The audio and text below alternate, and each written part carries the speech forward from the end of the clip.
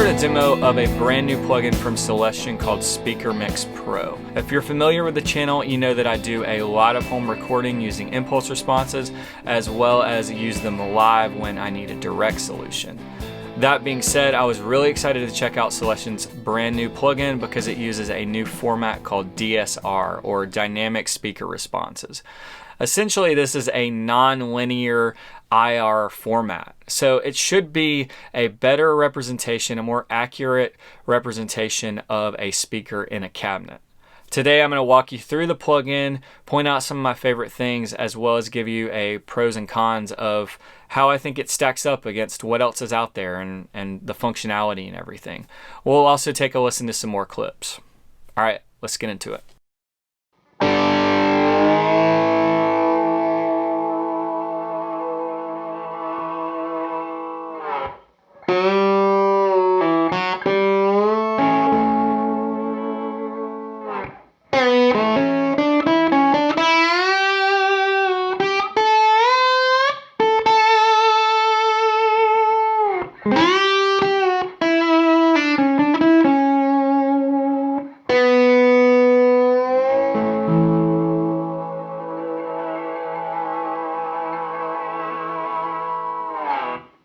Let's take a look at the plugin. I'm going to walk through some key features. I'm not going to run through everything, so if you want more info on it, be sure to check the links in the description.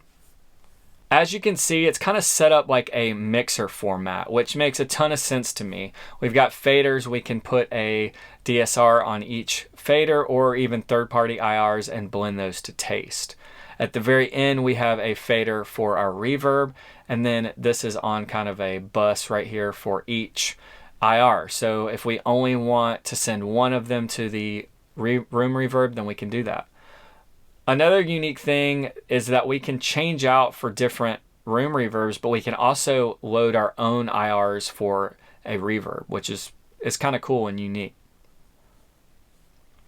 If we want brighter or darker sounds, then we can just grab this and slide it over from dark to bright and everywhere in between.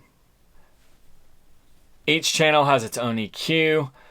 I really like the tilt control on this. This basically allows us to just kind of brighten it and darken it overall, and then this can move around to kind of change our tilt point.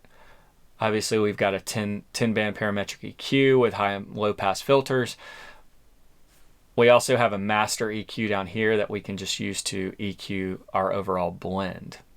The last unique thing I'll point out about this right here is this Z curve control right here.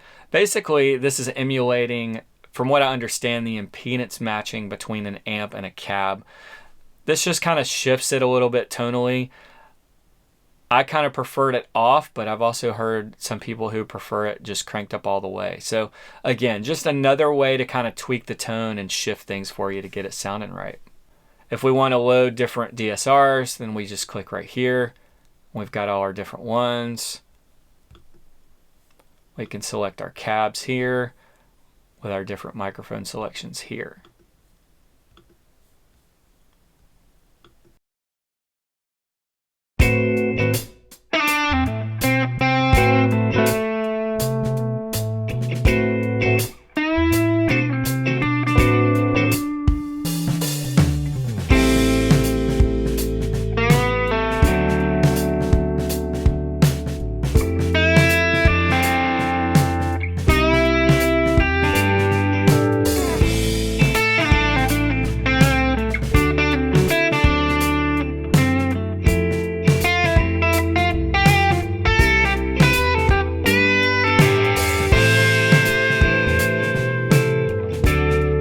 So what's the verdict?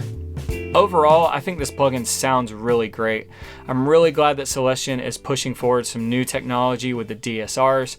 The idea that it's a non-linear response, should give us a more responsive sound. It should give us a sound that's more true to an actual mic'd up speaker. And that's really exciting for someone like me who has to record almost exclusively at home using a reactive load and impulse responses of some kind. So this will give me another great option for recording realistic guitar tones. That being said, I don't hear a huge difference between the DSRs and the regular IRs. I do think the DSRs offer a little something extra, but it's not night and day. I love the overall interface of the plugin. I think that it's a good balance of features that are interesting and help you get good sounds quickly, but they don't offer you too many options. That could be said for the mic selections on the DSRs. You only get 3 mics to choose from. Some people are going to see this as a downside. You generally only get a 57, a Royer 121, and a Sennheiser 421. And then on the open back cabinets, you get a 57 from the rear of the speaker. So, for someone like me, that works great. Some people are going to be disappointed that there aren't more mic choices, but it's just kind of one of those things. I prefer less options. It's going to help me be, into making music more quickly and easily. I think there are a few things with the plugin that feel a little clunky to me. Install was a little clunky, and choosing your different speakers and all of that can be a little weird because you have all of the options present at all times. So you're seeing DSRs that you may not own, and you have to kind of sift through everything. I get this from a marketing standpoint. Celestion wants you to know what's available, and they have it there. So if you're looking for a different tone, you know where to get it. So I get that. It just kind of makes things a little more cluttered sometimes than maybe they need to be. One more thing on the DSRs. I think that even with all of the current choices of DSRs, it's most of Celestion's current line, they're missing a big opportunity here to offer vintage Celestion speakers that have been discontinued or aren't available any longer. I think that this would be a great opportunity for people to get great sounds of vintage speakers in their home studios. So definitely hope that they consider doing something like that, as it would be just a cool addition that, could only be available within the DSR format or, within their IRs. That's going to do it for this video. As always, thank you so much for watching. Also, a big thank you to Celestion for sending me a free copy of SpeakerMix Pro. I wasn't paid to make this video, and I was free to say whatever I wanted to about it. But I did reach out to Celestion and said I would love to feature it in a video. I think my subscribers would be interested in the plugin and interested in the new technology, and so they agreed to send it to me. So again, thank you, Celestion. Thank you guys for watching. I'll see you out there.